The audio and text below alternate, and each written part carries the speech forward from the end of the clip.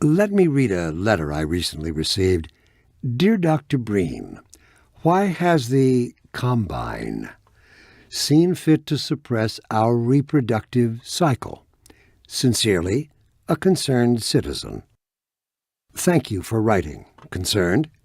Of course, your question touches on one of the basic biological impulses, with all its associated hopes and fears for the future of the species. I also detect some unspoken questions.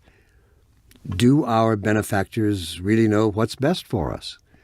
What gives them the right to make this kind of decision for mankind?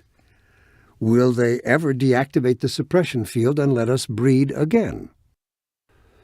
Allow me to address the anxieties underlying your concerns, rather than try to answer every possible question you might have left unvoiced. First, let us consider the fact that for the first time ever, as a species, immortality is in our reach. This simple fact has far-reaching implications. It requires radical rethinking and revision of our genetic imperatives. It also requires planning and forethought that run in direct opposition to our neural presets. I find it helpful at times like these to remind myself that our true enemy is instinct. Instinct was our mother when we were an infant species. Instinct coddled us and kept us safe in those hardscrabble years when we hardened our sticks and cooked our first meals above a meager fire and started at the shadows that leapt upon the cavern's walls. But inseparable from instinct is its dark twin, superstition. Instinct is inextricably bound to unreasoning impulses, and today we clearly see its true nature. Instinct has just become aware of its irrelevance, and like a cornered beast, it will not go down without a bloody fight. Instinct would inflict a fatal injury on our species. Instinct creates its own oppressors and bids us rise up against them. Instinct tells us that the unknown is a threat rather than an opportunity.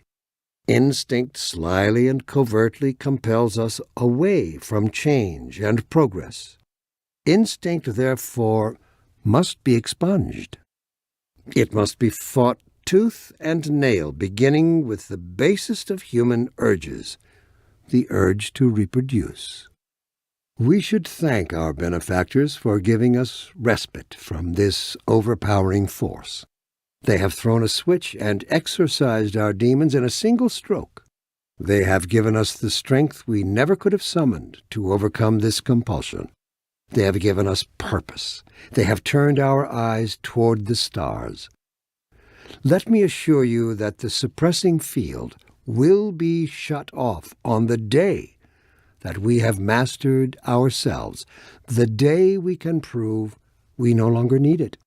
And that day of transformation, I have it on good authority, is close at hand.